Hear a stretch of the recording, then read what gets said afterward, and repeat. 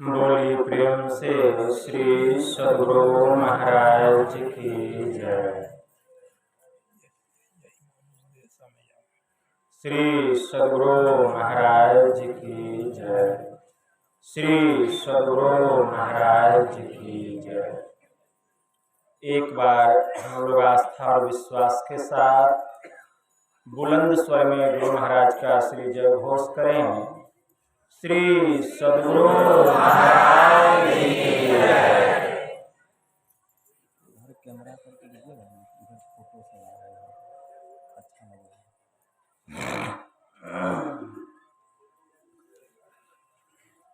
नमामि अमित ज्ञान रूपं कृपालं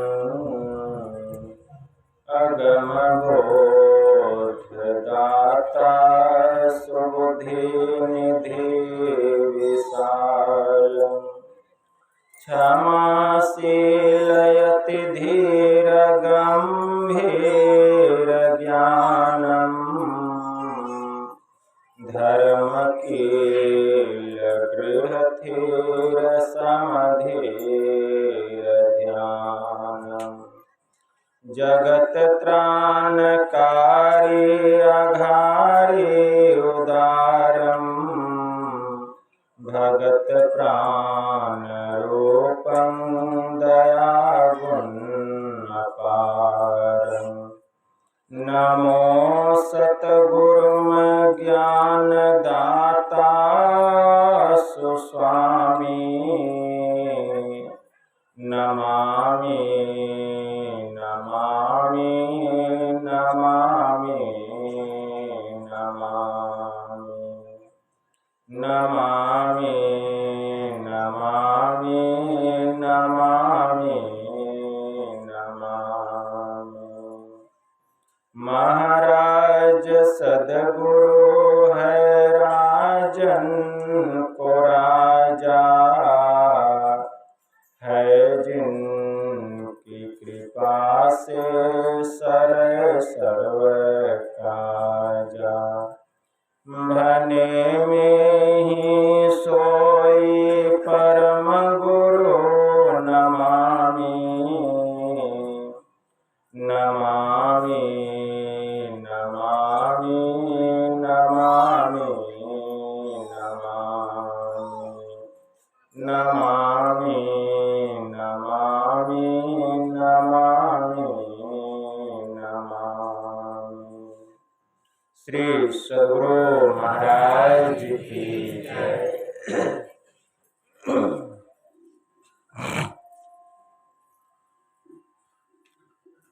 अव्यक्त रूप में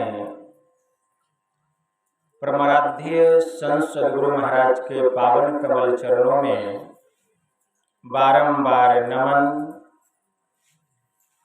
आदरणीय सत्संग प्रेमी गुरुजनों, भक्तिमती माताओं एवं धर्मशिला बहनों, आप लोगों को सर्वविदित हो चुका है कि यह संतमत सत्संग का वार्षिक जो अधिवेशन है उसका मासिक सत्संग इस द्रौपद ग्राम में संपन्न होने जा रहा है। और इस ग्राम के जितने ग्रामवासी हैं सभी लोगों ने मिलजुल कर इस कार्य में अपना अहम योगदान दिए हैं। अभी संत स्तुति और गुरु वंदना से पाठ का शुभारंभ हुआ। हम लोगों ने अति ही मनोयोग पूर्वक भक्ति युक्त ढंग से पाठ का श्रवण किया। तत्पश्चात परमाराध्य के अमृतमय उपदेशों को भी हम लोगों ने पदावली से श्रवण किया।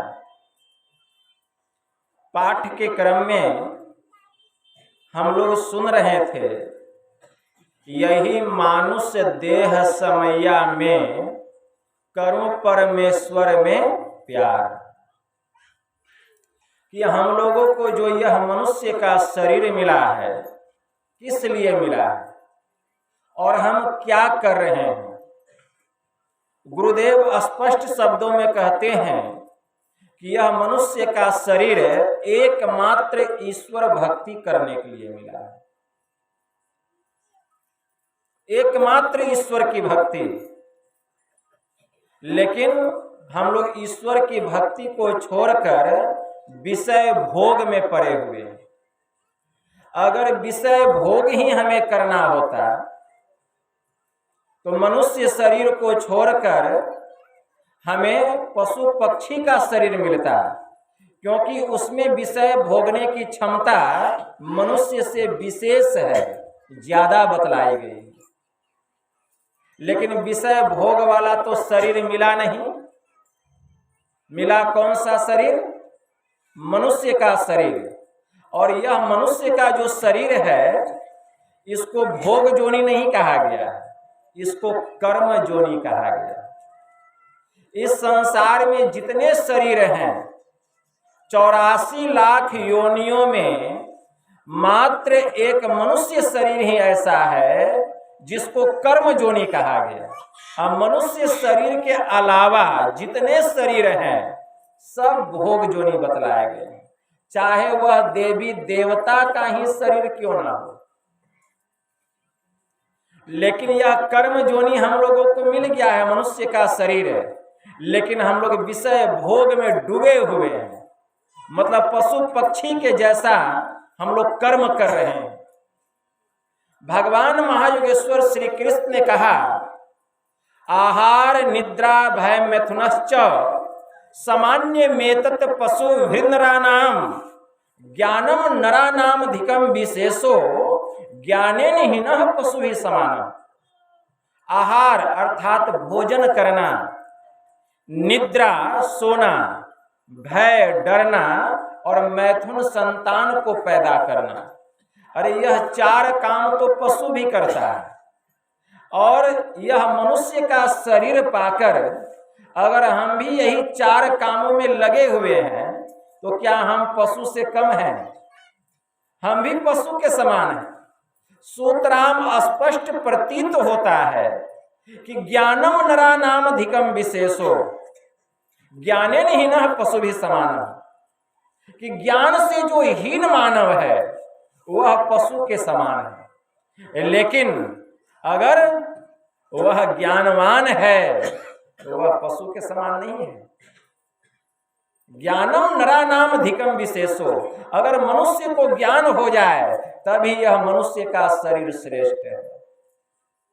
तो अगर इस शरीर को हम श्रेष्ठ बनाना चाहते हैं तो ज्ञान को प्राप्त करना पड़ेगा। भगवान ने कहा, मनुष्य को अगर ज्ञान हो जाए तो यह मनुष्य का शरीर पशु से श्रेष्ठ है, और अगर ज्ञान नहीं हुआ तब तो ज्ञानेन हीनः पशु भी समान। ज्ञान से हीन जो मानव है वह पशु के समान है। अब विचार यह करना है कि क्या हमको ज्ञान नहीं है? ज्ञान तो है, लेकिन खाने का ज्ञान है, सोने का ज्ञान है, बच्चा पैदा करने का ज्ञान है, अपने बच्चे को पढ़ा लिखा करके ऊंचे ऊंचे पद पर प्रतिष्ठित करने का ज्ञान है, झूठ बोलने का ज्ञान है, चोरी करने का ज्ञान है, नशा करने का ज्ञान है, हिंसा और व्यभिचार करने का ज्ञान है। और ये सभी जो ज्ञान है यह ज्ञान नहीं, इसको अज्ञान कहा गया। तब ज्ञान किसको कहा गया? ज्ञान किसको कहा गया? कौन सा ज्ञान? अध्यात्म ज्ञान। कौन सा ज्ञान? अध्यात्म ज्ञान। अध्यात्म शब्द की उत्पत्ति अधि उपसर्ग के मिलने से हुआ है, जिसका अर्थ होता है संबंध। किसका संबंध? जिस ज्ञान से इस आत्मा का परमात्मा से संबंध हो जाए, जिस ज्ञान से इस आत्मा का परमात्मा से संबंध हो जाए उसी को अध्यात्म ज्ञान कहा गया। वह कौन सा ज्ञान है? उसी का नाम है अध्यात्म ज्ञान, अर्थात ईश्वर की भक्ति, अर्थात हमें यह मनुष्य का शरीर मिला है ईश्वर की भक्ति करने के लिए। जब तक हम ईश्वर की भक्ति नहीं करेंगे अध्यात्म ज्ञान का उपार्जन नहीं होगा। भक्ति, भक्ति का मतलब सेवा। किसकी सेवा? बहुत लोग कहते हैं माता पिता की सेवा। आप ईश्वर की भक्ति नहीं कीजिए, आप खूब माँ बाप की सेवा कीजिए, मुक्ति मिल जाएगी? नहीं मिलेगी। लेकिन इसका मतलब यह नहीं है कि आप माँ बाप की सेवा मत कीजिए। बात समझिए। यहाँ आप ईश्वर की भक्ति नहीं कीजिए, खूब माता पिता की सेवा कीजिए, खूब संसार का काम कीजिए, अपने परिवार का पोषण कीजिए, अपने परिवार रिश्तेदार से जाकर के मिलिए, खूब आप उसका वहन कीजिए। लेकिन इससे क्या होगा? आपका कल्याण हो जाएगा, मुक्ति मिल जाएगी? कभी नहीं मिलेगी। जब तक हम ईश्वर की भक्ति नहीं करेंगे मुक्ति मिलने वाली नहीं है। जिमि थल बिनु जल रहे न सकाई, कोटि भांति कौ करई उपाई, जथा मोक्ष सुख सुनो खगराई, रहि न सकई बिनु हरि भगति बिहाई। बिना मिट्टी का जल टिकने वाला नहीं है। चाहे कोई कितना ही परिश्रम कर ले, कितना ही प्रयास कर ले, क्या बिना मिट्टी का जल ठहर सकता है? नहीं ठहर सकता। जथा मोक्ष सुख सुनो खगराई, रह न सकई हरि भगति बिहाई। काग भुसुंडी जी महाराज पक्षीराज गरुड़ से कहते हैं कि हे खगेश, उसी प्रकार मोक्ष रूपी जो सुख है बिना ईश्वर भक्ति का प्राप्त होने वाला नहीं है, नहीं है। मोक्ष रूपी जो सुख है वह बिना ईश्वर भक्ति का नहीं मिलेगा। चाहे कितना माँ बाप की सेवा कीजिए, घर परिवार का पोषण कीजिए, लेकिन मोक्ष रूपी सुख की प्राप्ति जब तक ईश्वर की भक्ति नहीं करेंगे मिलने वाला नहीं। लेकिन हाँ, ईश्वर की भक्ति करते हुए आप अपने माता पिता की सेवा कीजिए, आप अपने परिवार का पोषण कीजिए, सबका देख रेख कीजिए, ये तो सोना में सुगंध हो गया। लेकिन ईश्वर की भक्ति छोड़ करके नहीं।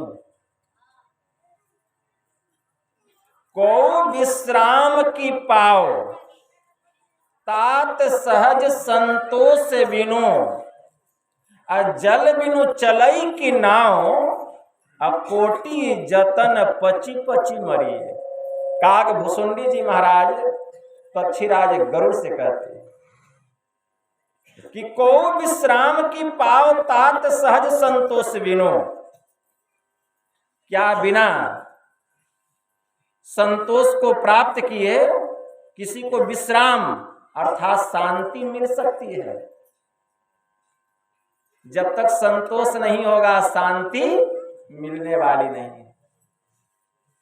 जैसे करोड़ों उपाय करके पच पच करके आप मर जाइए, लेकिन जिस नदी में जल नहीं है उस नदी में क्या नाव चल सकती है?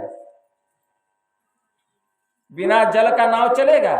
चाहे कोई करोड़ों उपाय कर ले, पच पच करके मर जाए। ठीक उसी प्रकार जब तक संतोष नहीं होगा शांति नहीं मिलेगी।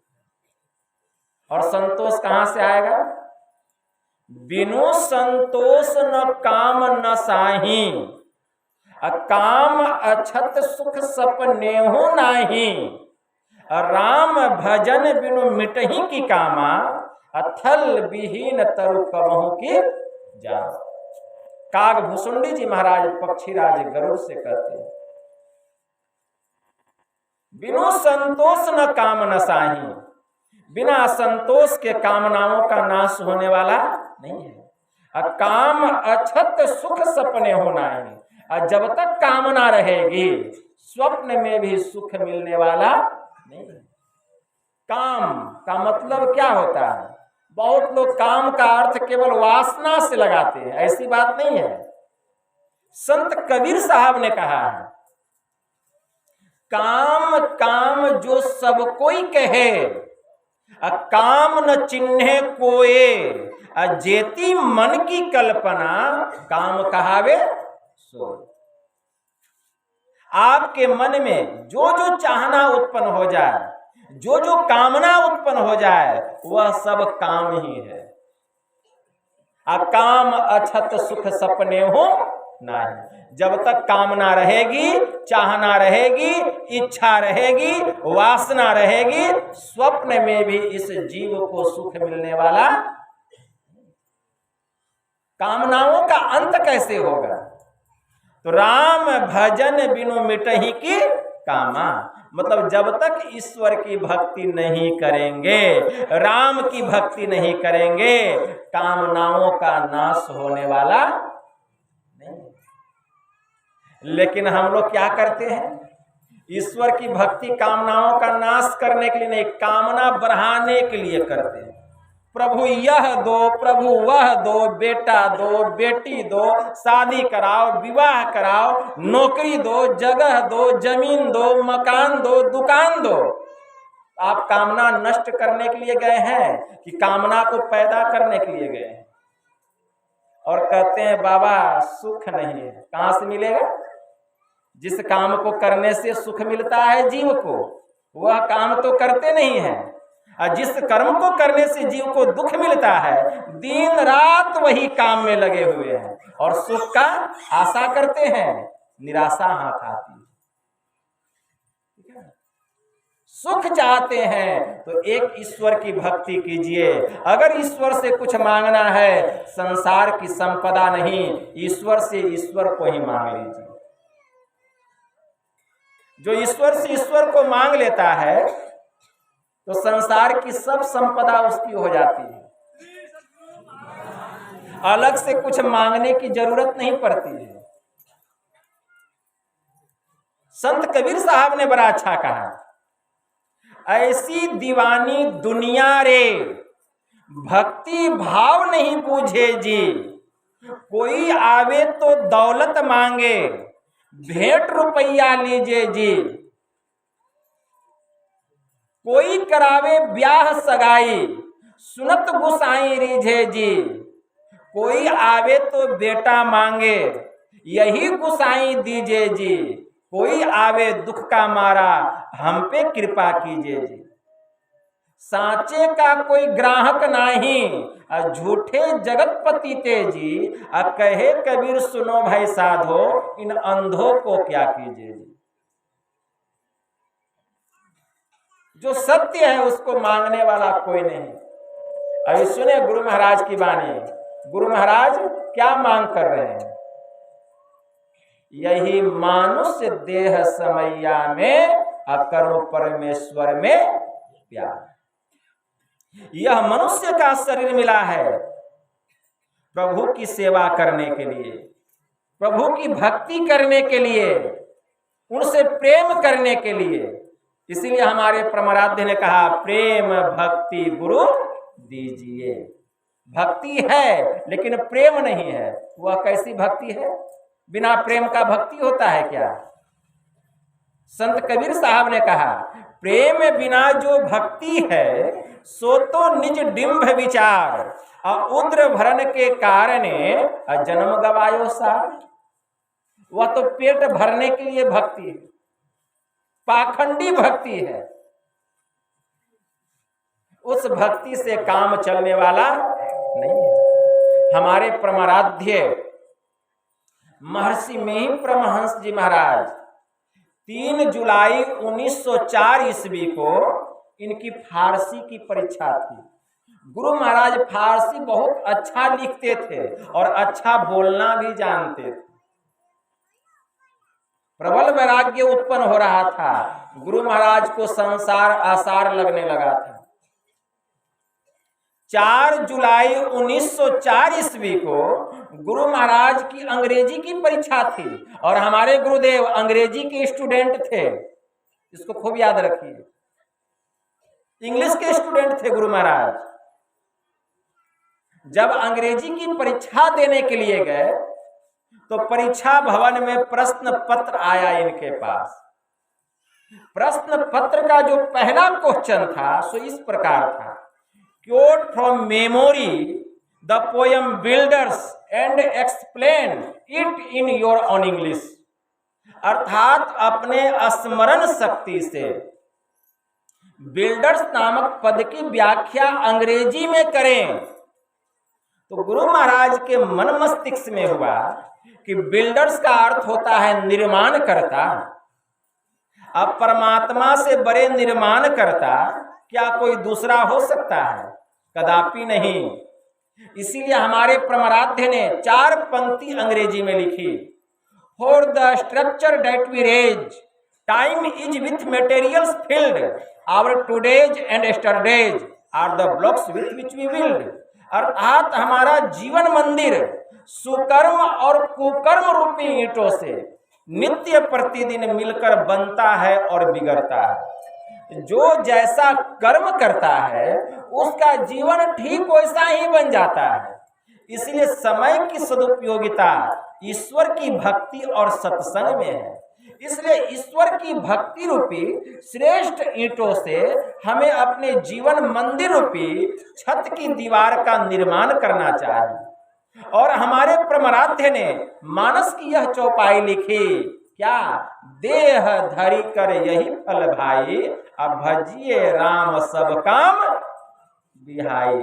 पढ़िए ठीक ठीक कि यह मनुष्य का शरीर मिला है किस लिए? सभी प्रकार के कामनाओं से, सभी प्रकार के चाहनाओं से, सभी प्रकार की वासनाओं से अपने मन को हटाकर यह जो मनुष्य का शरीर है एक ईश्वर की भक्ति करने के लिए मिला है, एक ईश्वर की भक्ति। इसलिए इसको कर्म जोनि कहा गया है, क्योंकि मनुष्य शरीर के अलावा और कोई भी ऐसा शरीर नहीं है जो ईश्वर की भक्ति करके मोक्ष के दरवाजे में प्रवेश कर जाए। इसलिए भगवान श्री राम ने कहा, बड़े भाग मानुष तन पावा, असुर दुर्लभ सब ग्रंथ ही गा। साधन धाम मोक्ष कर द्वारा, अपाई न जेहि परलोक समारा। हमारे प्रभु श्री राम कहते हैं कि बड़े भाग्य से यह मनुष्य का शरीर मिला है, और यह मनुष्य का शरीर देवताओं को भी दुर्लभ है। अब विचार कीजिए, जिस देवता की हम पूजा करते हैं, जिस देवी की हम पूजा करते हैं, वे देवी देवता भी ललायित रहते हैं कि हमको भी मनुष्य का शरीर मिलता तो हम भी ईश्वर की भक्ति करके उस मोक्ष के दरवाजे में प्रवेश कर जाते। लेकिन उनको यह भाग्य में नसीब नहीं है। क्यों? मनुष्य का शरीर नहीं है। लेकिन आपके भाग्य में नसीब है, क्योंकि आपको मनुष्य का शरीर मिला है इस जीव को। लेकिन आप किसके पीछे भाग रहे हैं? वही देवी देवता के पीछे भाग रहे हैं जिसके नसीब में नहीं है। भगवान महायोगेश्वर श्री कृष्ण ने अर्जुन से कहा, हे अर्जुन, यान्ति देवव्रता देवानपि त्रीणि यान्ति पितृव्रता, भूतानि यान्ति भूतेज्या मद्याजनियोपिमाम। कि देवताओं को पूजने वाले देवताओं के पास, पितरों की पूजा करने वाले पितरों के पास, भूतों की पूजा करने वाले भूतों के पास, और मेरी भक्ति करने वाले सीधे मेरे पास आते हैं। तो भक्ति किसकी करनी है? देवताओं को पूजने वाले देवताओं के पास। खूब देवी देवता की पूजा कीजिए, आप भी उनके पास चले जाइएगा। और देवी देवता लोग स्वर्ग से फिर कहाँ आते हैं पता है ना? संत तुलसी साहब ने क्या कहा? नर्तन दुर्लभ देव को, सब कोई कहे पुकार, सब कोई कहे पुकार, देव दे ही नहीं पावे, ऐसे मूर्ख जन स्वर्ग की आस लगावे, पुण्य छिन सोई देव स्वर्ग से नरक में आवे, भर में चारों खान पुण्य ताहि रिझावे, तुलसी सतमत तत गहे, अरे स्वर्ग पर करे खखार, अरे नर्तन दुर्लभ देव को सब कोई कहे पुकार। संत महात्माओं ने पुकार पुकार करके कहा कि यह मनुष्य का शरीर देवताओं को दुर्लभ है, दुर्लभ है, दुर्लभ है। क्यों? देव दे ही नहीं पावे। देवता कितना भी माथा रगड़ ले, लेकिन उसको मनुष्य का शरीर मिलने वाला नहीं है। और ऐसे मूर्ख जन कौन? हम स्वर्ग की आस लगावे, खूब देवता की पूजा कर रहे हैं, मरेंगे ना तो हम भी स्वर्ग चले जाएंगे देवता के पास, उसी देवता के पास। आप फिर स्वर्ग से नरक में जाएंगे, क्योंकि वो देवता को भी नरक में जाना पड़ेगा। सोई देव स्वर्ग से नरक में आवे, संत तुलसी साहब कहते हैं देवता लोग भी स्वर्ग से नरक में आते हैं। अब भर में चारों खान पुण्य ताहि रिझावे, 4 खानियों में 84 लाख योनियां है। अंडज, पिंडज, उष्मज और अंकुरज, ये 4 खानियां हैं। इसमें 84 लाख प्रकार की योनियां हैं।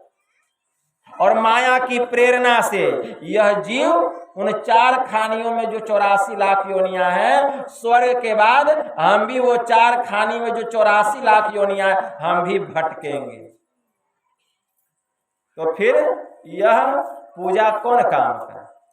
इससे लाभ मिला कि हानि हुआ? हानि ना हुआ। सोई देव स्वर्ग से नरक में आवे, भर में चारों खान पुण्य ताहि रिझावे, तुलसी सतमत तत गहे।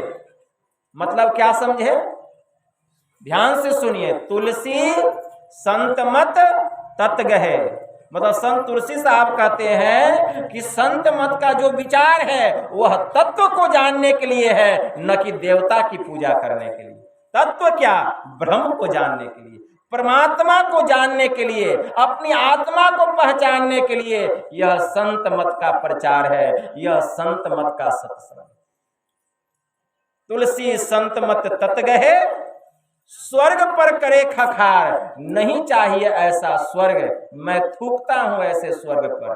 नर्तन दुर्लभ देव को सब कोई कहे पुकार। सभी संतों ने पुकार पुकार करके कहा। और तब भगवान ने क्या कहा?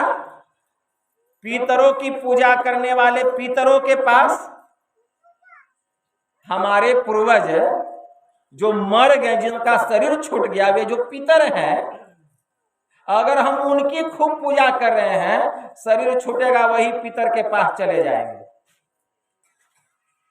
संत पलटू साहब की वाणी में आया, भूत पिचास को पूजते मर को होवे भूत है जी, अब भूत जोनी भ्रमत रहे वाको नहीं आकुट है जी। अरे गुबरैला फूल पर न बैठे, वह बैठे गुह और मूत पर जी। पलटू कुल रीति नहीं छोड़े, जहां बाप गया तहां पूत है जी। इसीलिए भगवान ने कहा मेरी भक्ति करने वाले सीधे कहां जाते हैं? मेरे पास आते हैं। इससे क्या सिद्ध होता है? भक्ति किसकी करनी है? एक ईश्वर की भक्ति करनी। मेरी भक्ति कहने से तात्पर्य क्या है? पहले ये समझिए। मेरी भक्ति कहने से तात्पर्य क्या? भगवान ने कहा मेरी भक्ति करने वाले सीधे मेरे पास आते हैं। तो लोगों ने क्या किया? भगवान की मूर्ति को गढ़ना शुरू कर दिया। अब भगवान की मूर्ति को गढ़ गढ़ करके उनकी पूजा करने लग गए, क्योंकि भगवान ने कहा कि मेरी भक्ति करने वाले सीधे मेरे पास आते हैं। तो बहुत लोग भगवान कृष्ण की मूर्ति बना बना करके पूजने लग गए, लेकिन हमने ठीक से नहीं समझा उनके उपदेशों को कि भगवान ने क्या कहा। भगवान ने कहा आगे, अव्यक्तम व्यक्ति मापनम मन्यते माम बुद्धयः परम भावम जानान्तो ममा व्ययम उत्तमम। कि हे अर्जुन, यद्यपि मैं अव्यक्त हूं, लेकिन मूर्ख लोग, अज्ञानी लोग मुझे शरीरधारी समझते हैं, लेकिन यह बात सत्य नहीं है। जो मुझे शरीरधारी समझता है वह सत्य नहीं है, तब क्या है? असत्य है। तो हम जो उनकी मूर्ति बना के पूजा कर रहे हैं तो असत्य की ना पूजा कर रहे हैं। पहले समझिए, यह बात सत्य नहीं, यह असत्य है। जो मेरा अव्यक्त स्वरूप है वही सत्य है, और उसको जो जानता है वही मुझको पहचानता, भगवान ने कहा। इससे क्या बोध होता है कि प्रभु के अव्यक्त स्वरूप को जानना पड़ेगा। और हमारे परमाराध्य ने भी यही बात कही, ध्यान से सुनिए। हमारे परमाराध्य ने कहा कि भिन्न भिन्न इष्टों के पूजने वाले के भिन्न भिन्न इष्ट देव होते हैं। भिन्न भिन्न इष्ट देवों के भिन्न भिन्न नाम रूप होने पर भी सबकी आत्मा अभिन्न होती है। कोई गाणपत्य भक्त होते हैं, कोई सौर भक्त होते हैं, कोई दुर्गा काली के भक्त होते हैं, कोई ब्रह्मा विष्णु शिव के भक्त होते हैं, कोई महावीर के भक्त होते हैं, कोई शक्ति की उपासना करते हैं। लेकिन भक्त की भक्ति तब तक पूर्ण नहीं होती जब तक कि भक्ति करके वह अपने इष्ट के आत्म स्वरूप को न जान ले। और जो भक्त भक्ति करके अपने इष्ट के आत्म स्वरूप को जान लेता है वह यही कहता है कि जो दुर्गा का स्वरूप है वही काली का स्वरूप है, वही ब्रह्मा विष्णु शिव का स्वरूप है, वही हनुमान का स्वरूप है, वही मेरा स्वरूप है, वही मेरे गुरु का स्वरूप है, और वही ब्रह्म का भी स्वरूप है। यह द्वंद्व समाप्त हो जाता है। कब? जबकि स्वरूप का ज्ञान हो जाता है तब। इसलिए जब तक स्वरूप का ज्ञान नहीं होगा हमारी भक्ति पूर्ण होने वाली नहीं है। स्वरूप का ज्ञान होना चाहिए। स्वरूप का ज्ञान कैसे होगा? क्या दुर्गा जी बताएगी कि मेरे स्वरूप का ज्ञान कैसे होगा? जिस दुर्गा की हम पूजा करते हैं, माता जगदम्बा की, वह आकर के उपदेश करेगी कि मेरा ज्ञान कैसे होगा? क्या माँ काली बताएगी? जिस माँ काली की पूजा करते हैं वो बताएगी कि मेरा ज्ञान, मेरी पहचान कैसे होगी? जिस विष्णु भगवान की हम उपासना करते हैं, क्या भगवान विष्णु बतलाएंगे कि मेरे स्वरूप का ज्ञान कैसे होगा? जिस राम की हम उपासना करते, क्या राम जी बतलाएंगे कि मेरा ज्ञान कैसे होगा? नहीं बताएंगे। क्या कहेंगे? अगर राम जी कहीं प्रकट हो गए, खूब हम राम जी की पूजा किए, ठीक, राम जी प्रकट हो गए, होते भी है, राम जी प्रकट हो जाएंगे तो क्या कहेंगे? वो बतलाएंगे कि मेरा स्वरूप का ज्ञान कैसे होगा? नहीं बताएंगे। क्या कहेंगे? प्रथम भगति संतन कर संगा।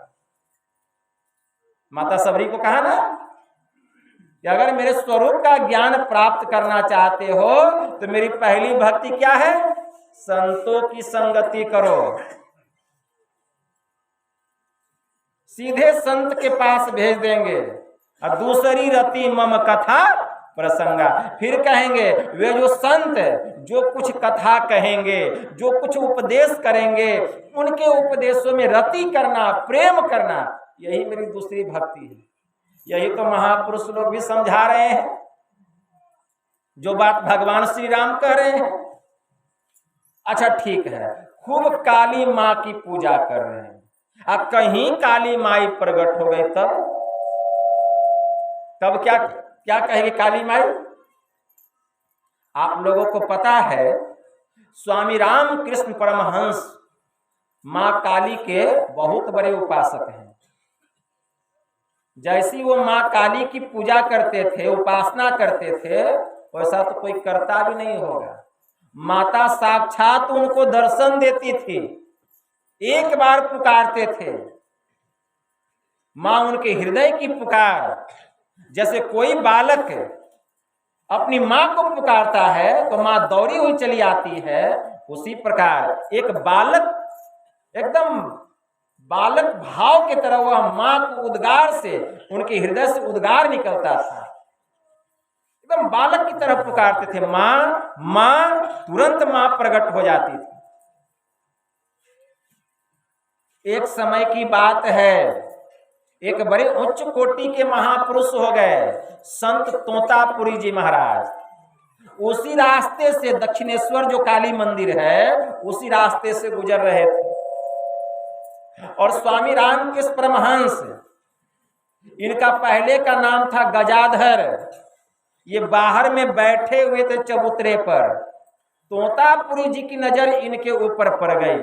देखते अरे यह तो भाग्य का बड़ा धनी है, इसको तो इसी जन्म में मुक्ति लिखा हुआ है, इसके भाग्य में इसी जन्म में मुक्ति लिखा हुआ है। लेकिन मुक्ति तब मिलेगी जबकि यह गुरु धारण करेगा, जबकि यह ब्रह्म विद्या को प्राप्त करेगा। ऐसा जान करके संत तोतापुरी जी ने उसको अपने पास बुलाया। कहा इधर सुनो बालक। दौड़ते हुए जाते हैं, कहते कहिए बाबा जी। तो तोतापुरी जी कहते हैं देखो तुम ब्रह्म दीक्षा ले लो, इसी जन्म में तुमको मुक्ति लिखा हुआ है तुम्हारे भाग्य में। तो क्या कहते हैं, नहीं, जब तक माई आज्ञा नहीं देगी हम ब्रह्म दीक्षा नहीं लेंगे। सुनिए, तो संत तोतापुरी क्या कहते हैं, बेटा जाओ माई से पूछ करके आओ, जब माई आज्ञा दे तभी तुम ब्रह्म दीक्षा लेना, और अगर नहीं दे तो मत लेना। वह बालक जो था दौड़ता हुआ जाता है और एकदम बालक के भाव के जैसा माँ तुरंत माँ प्रकट हो गई। माँ कहती कहो बेटा। माँ कोई बाबा जी आए हैं, साधु बाबा आए हैं और हमको कहते ब्रह्म दीक्षा ले लो, क्या मैं ब्रह्म दीक्षा ले लूं? तो काली माई क्या कहती है, बेटा तुमने जो मेरी इतनी उपासना की, बेटा तुमने जो मेरी इतनी पूजा की हृदय भाव से, बेटा वही पूजा का फल है, वही उपासना का फल है पुण्य का कि आज संत तेरे दरवाजे पर आए हैं, नहीं तो लोगों को संत के दरवाजे पर जाना पड़ता है। देखिए माई क्या कहती है, लोगों को संतों के दरबार में जाना पड़ता है, लेकिन संत बेटा तेरे पास आए। इसीलिए बेटा तू विलंब नहीं कर, जल्दी से जाओ और उच्च कोटि के संत हैं उनसे ब्रह्म विद्या ले लो। बेटा तू जो यह मेरा रूप देख रहा है यह मेरा मायावी रूप है, यह मेरा वास्तविक स्वरूप नहीं है। अब बेटा अपने स्वरूप का ज्ञान मैं भी तुमको नहीं बता सकती हूँ, इसीलिए बेटा वे उच्च कोटि के संत हैं, जाओ उनके चरणों की अगर धूलि मिल जाए तो बेटा तेरा कल्याण हो जाए। जाओ जाकर के उनसे ब्रह्म विद्या लो, और ब्रह्म विद्या लेकर के बेटा जब ध्यान करोगे और ध्यान के परम प्रकाष्ठा को प्राप्त करोगे तब बेटा तुझे मेरे स्वरूप का ज्ञान होगा। दौड़ते हुए आ गए, गुरु महाराज के चरण में गिर गए। तो काली माई अगर दर्शन दे देगी तो अपना स्वरूप का ज्ञान कराएगी, कहां भेज देगी? संतों के पास, संतों के पास भेज देगी। क्यों? क्योंकि जानती है कि इसका उद्धार हम नहीं कर सकते, हम नहीं कर सकते। जब तक संतों के दरबार में नहीं जाएंगे, जब तक उनकी चाकरी नहीं करेंगे, उनकी खिदमत नहीं करेंगे, उद्धार होने वाला नहीं। भगवान महायोगेश्वर श्री कृष्ण ने अर्जुन से कहा कि हे अर्जुन, भगवान महायोगेश्वर श्री कृष्ण कहते हैं तद्विधि प्राणिपातेन परिप्रश्नेन सेवया उपदेशयन्ति ते ज्ञानम अज्ञानिन अस्वतत्वदर्शिनः, कि तत्वदर्शी महापुरुषों के शरण में जाओ। कौन कह रहे हैं? भगवान श्री कृष्ण कह रहे हैं तद्विधि प्राणिपातेन परिप्रश्नेन सेवया उपदेशयन्ति ते ज्ञानम ज्ञानिन अस्वतत्वदर्शिनी, कि तत्वदर्शी महापुरुषों के शरण में जाओ, उनको दंडवत प्रणाम करो, कुछ दिनों तक उनकी सेवा करो, चाकरी करो, खिदमत करो। जब तुम्हारी गुलामी से वे प्रसन्न हो जाएंगे तब ये तुमको आत्मज्ञान का रहस्य बतलाएंगे, भेद बतलाएंगे, और उस रहस्य को जानकर जब तू ध्यान करेगा तो पहले तुझे अपने स्वरूप का ज्ञान होगा, तदंतर मेरे स्वरूप की पहचान होगी, और तू सदा के लिए सभी दुखों से छूट जाएगा। हे अर्जुन, मैं सत्य कहता हूं, तेरा परम कल्याण हो जाएगा। भगवान कृष्ण ने कहा। तो इससे सिद्ध होता है कि हम लोगों को जो यह मनुष्य का शरीर मिला है एकमात्र ईश्वर भक्ति के लिए। यही तो हमारे गुरुदेव कह रहे हैं कि जब तक ईश्वर की भक्ति नहीं करेंगे ईश्वर के स्वरूप का ज्ञान कैसे होगा। भक्ति का मतलब क्या होता है? सेवा। किसकी सेवा? ईश्वर की सेवा। वास्तव में भक्ति है क्या? जिस क्रिया विशेष विधि के द्वारा जीवात्मा के ऊपर में जो त्रैमायिक आवरण है उस त्रैमायिक आवरण से छुटकारा मिल जाए और इस जीवात्मा को अपना ज्ञान हो जाए, परमात्मा की पहचान हो जाए, यही ईश्वर की भक्ति। जिस क्रिया विशेष विधि के द्वारा, ईश्वर की भक्ति क्या है? जिस क्रिया विशेष विधि के द्वारा जीवात्मा के ऊपर जो त्रैमायिक आवरण है, वह त्रैमायिक आवरण क्या है? अंधकार का, प्रकाश का और शब्द का। क्रिया विशेष विधि क्या है? तो हमारे परमाराध्य ने कहा मानस जप, मानस ध्यान, दृष्टि साधन और सुरत शब्द योग द्वारा सर्वेश्वर की भक्ति करके अंधकार, प्रकाश और शब्द के प्राकृतिक तीनों पर्दों से पार जाना और सर्वेश्वर से एकता का ज्ञान प्राप्त करके मोक्ष पा लेने का मनुष्य मात्र अधिकारी है। यही तो परमेश्वर की भक्ति है। सार रूप में हमारे परमाराध्य ने कहा। तो अगर हम भक्ति करना चाहते हैं, भक्ति करके भगवान को प्राप्त करना चाहते हैं, तो इसके लिए आपको मानस जप करना पड़ेगा, मानस ध्यान करना पड़ेगा, दृष्टि साधना करनी पड़ेगी और सुरत शब्द योग की साधना करनी पड़ेगी। यही चार क्रिया है, यही चार क्रिया है। जो ये चार क्रिया को जीवन में धारण कर लेता है, एक दिन उस जीव का निश्चित उद्धार हो जाता है, किंचित मात्र भी संदेह नहीं। यही तो हमारे गुरुदेव कह रहे हैं, यही मानुष्य देह समैया में करूं परमेश्वर में प्यार। कैसा प्यार? कैसा प्रेम?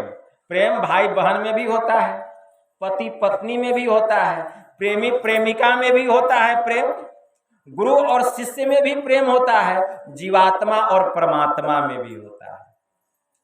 प्रेम का बहुत रूप है। तो कैसा प्रेम? कौन सा प्रेम? तो हमारे परमाराध्य कहते हैं यही मानुष्य देह समैया में करो परमेश्वर में प्यार, कर्म धर्म को जला खाक कर देंगे तुमको तार। अगर तुमको परमेश्वर से प्रेम है, परमात्मा से प्रेम है, इस जीवात्मा को परमात्मा से अगर प्रेम है, तो ऐसी भक्ति कीजिए, ऐसी भक्ति कीजिए कि कर्म धर्म मतलब पाप पुण्य दोनों जल करके भस्म हो जाए, दोनों जल के भस्म हो जाए। कहिएगा पाप बाबा पाप तो जल के भस्म हो ही जाए, पुण्य काहे के लिए जला रहे हैं? बहुत के मन में होगा कि पुण्य क्यों जला रहे हैं। क्यों जानते हैं? पाप और पुण्य दोनों बंधन का कारण है। पाप अगर लोहे की बेड़ी है तो पुण्य जो है यह सोने का जंजीर है। अगर सोने के जंजीर से आपको बांध दिया जाए तो सुख मिलेगा कि दुख मिलेगा? तो कहेंगे दुख मिलेगा। तो पाप और पुण्य दोनों बंधन का कारण है। जब तक यह जीव बंधन से मुक्त नहीं होगा, इसको मुक्ति मिलने वाली नहीं है। इसलिए कर्म धर्म को जला खाक कर देंगे तुमको तार। अब ध्यान से सुनिए, पाप कहां जलता है और पुण्य कहां जलता है, इसको भी सुनिए। भगवान महायोगेश्वर श्री कृष्ण ने उत्तर गीता में कहा, मुहूर्तमपि यो गच्छे ना सागरे मनसा सह सर्वम तरति पापानम तस्य जन्म शतार्जितम। एक मुहूर्त के लिए भी, एक क्षण के लिए भी जो मन सहित नासाग्र में जाकर के ठहरता है या नासाग्र में अपने मन को कुछ काल के लिए रोक करके रखता है, तो सैकड़ों जन्मों का जो किया हुआ पाप है उस पाप से वह मुक्त हो जाता है। भगवान ने इतना ही नहीं, तपे द्वर्ष सहस्त्राणि एक पाद स्थितो नरः एकस्य ध्यान योगस्य कलाम नारहंति षोडशी। अगर कोई तपस्वी एक पैर पर खड़ा होकर 1000 वर्ष तक तप करता है, उसका जो फल है वह सुषुम्ना ध्यान के 16वें अंश में से एक अंश के बराबर भी नहीं। देखिए, दृष्टि साधना में जहां ध्यान लगाने के लिए गुरु निर्दिष्ट स्थान बतलाया गया है, जो वहां मन को ठहरा करके रखता है, उसका कितना बड़ा फल है। कहीं जाने की जरूरत नहीं है, न मंदिर, न मस्जिद, न ठकुरबाड़ी, कहीं एकांत स्थान, पवित्र स्थान, शांत स्थान। स्वामी रामकृष्ण परमहंस ने कहा, ध्यान करना मन में, वन में और कोने में। मन में, वन में और कोने में। तो मन तो जान ही रहे कि मन से ध्यान करना है, मन लगा करके ध्यान करना है। वन क्या है? वन का मतलब क्या होता है? जंगल। जंगल किसको कहा गया? यह जो संसार है इसी को जंगल कहा गया। पहले जंगल ही जंगल था, अब जंगल को काट काट करके लोग घर बना रहे हैं, दुकान बना रहे हैं, कल कारखाने बना रहे हैं। ये संसार क्या है? जंगल। मतलब इस संसार के किसी एक कोने में पवित्र स्थान में बैठ करके उत्तर मुख होकर या पूरब मुख होकर सुख आसन में, शरीर में जरा सा भी हिल डोल नहीं हो।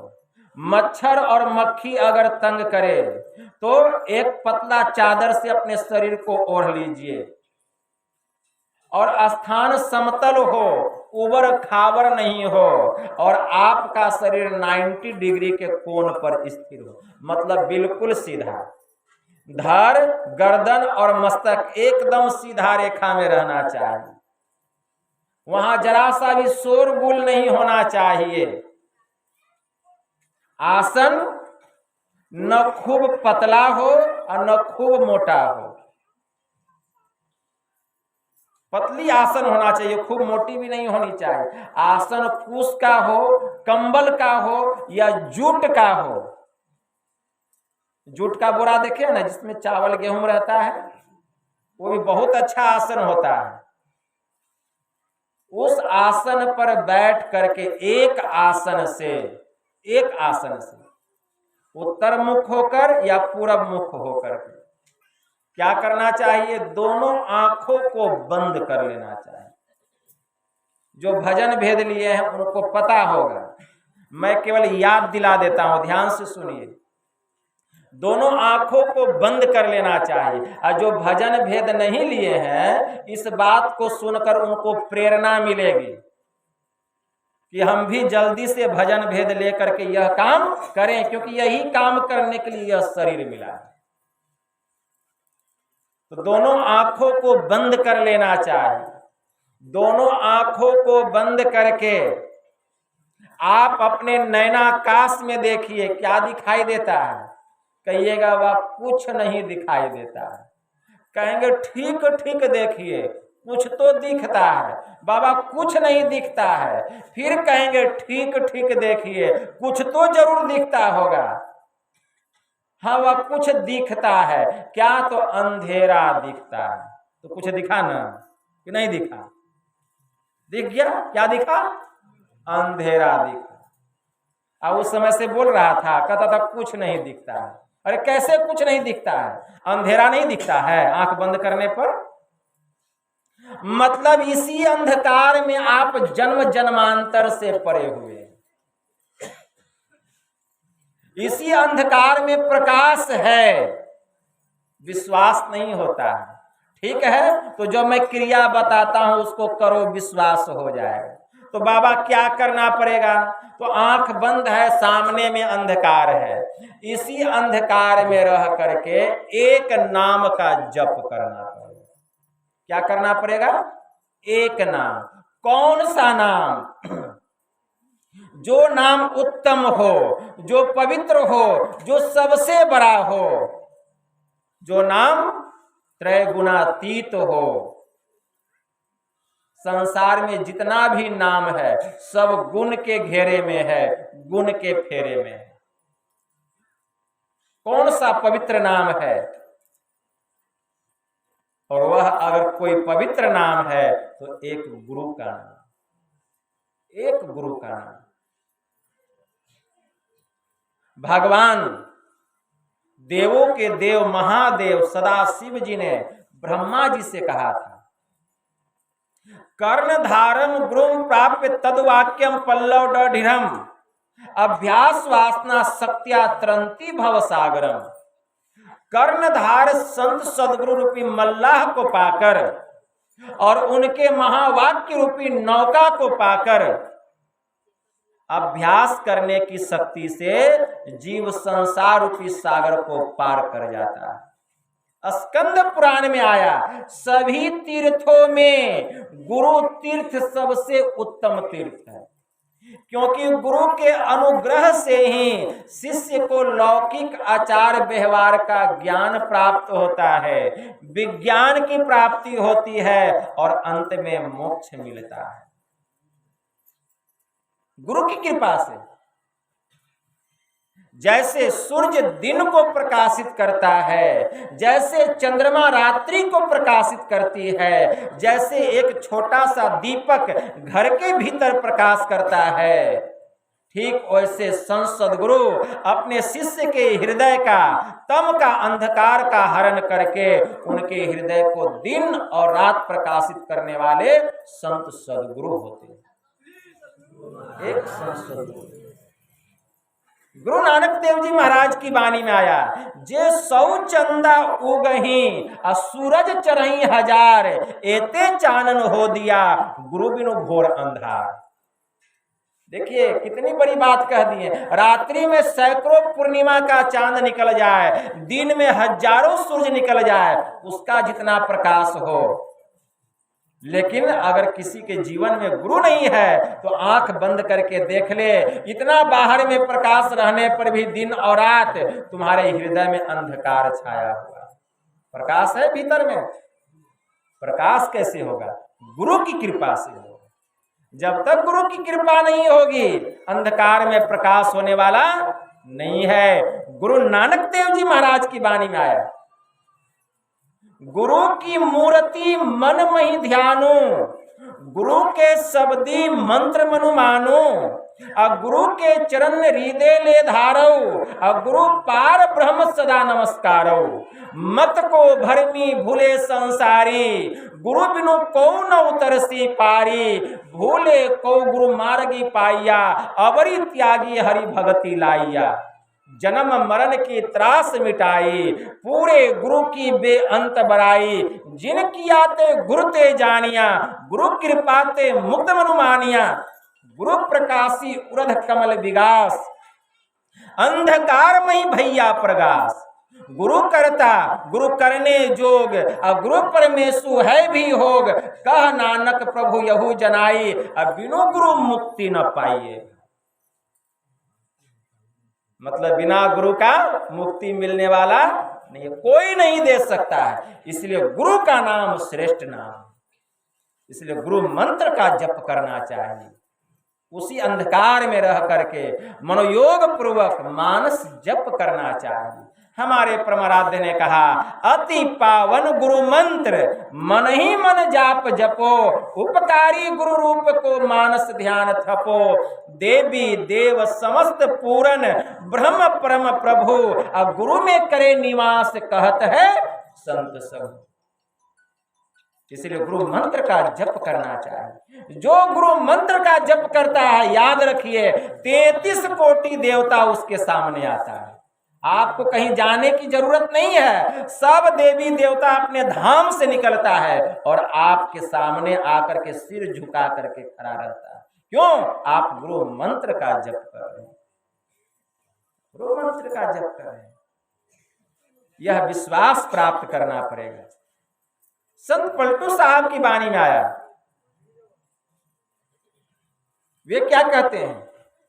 बड़ा होए ते ही पूजिए, संतन किया विचार, संतन किया विचार, ज्ञान का दीपक लीना, देवता 33 कोटि नजर में सबको चीना, सबका खंडन किया, खोज के 3 निकारा, तीनों में 2 सही, मुक्ति का एके द्वारा, हरि को लिया निकारी, बहुरी 3 मंत्र विचारा, हरि है गुण के बीच, असंत है गुण ते न्यारा, पलटू प्रथमे संत जन, दूजे हैं करतार, अरे बड़ा होए ते ही पूजिए, असंतन किया विचार।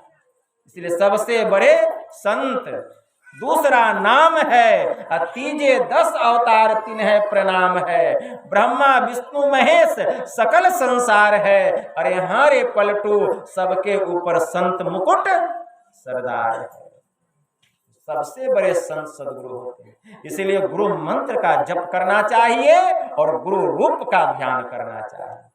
तो चूंकि समय पूरा हो गया, मैं कहा था कि 1 घंटा प्रवचन मैं करूंगा और रात्रि के भी 10 बज गए। इसलिए मैं चाहता हूं कि अपना वचन में यही विराम दूं और विशेष रूप से कल सुबह में हम लोग सुनेंगे, क्योंकि समय ज़्यादा हो गया है और सुबह में उठना भी पड़ता है। तो समय परिस्थिति को देखते हुए गुरु महाराज की कृपा से यही थोड़ा सा आप लोगों की सेवा में कहा। इतना ही कहकर गुरु महाराज के श्री चरणों में प्रेम पुष्प समर्पित करते हुए मैं अपनी वाणी को यहीं विराम देता हूँ। बोलिए प्रेम से श्री सद्गुरु महाराज की।